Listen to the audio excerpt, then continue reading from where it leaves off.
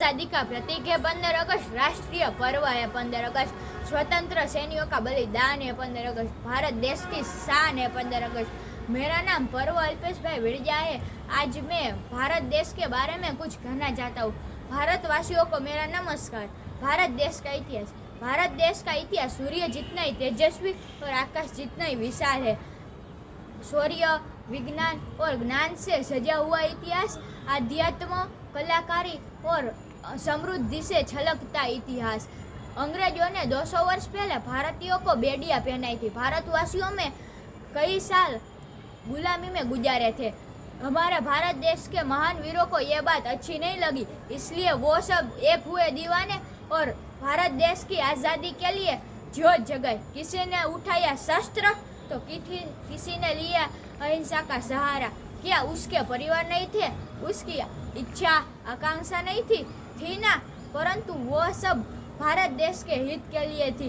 उसके रग रग में था देश प्रथम सदैव प्रथम।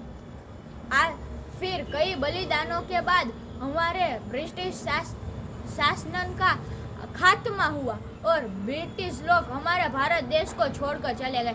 फिर आई एक नया दिन, नई सुबह, नई किरण के साथ, आज़ादी के साथ। हमारा देश 1977 में आज़ाद हुआ था। भारत देश के वासियों ने इस दिन खुशियाँ मनाई थी।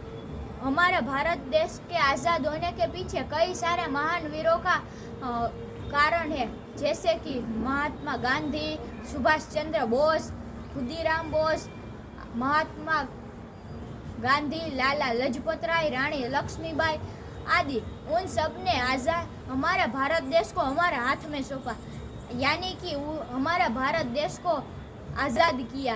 वो हम सब इस बलिदान को व्यर्थ न जाने दे।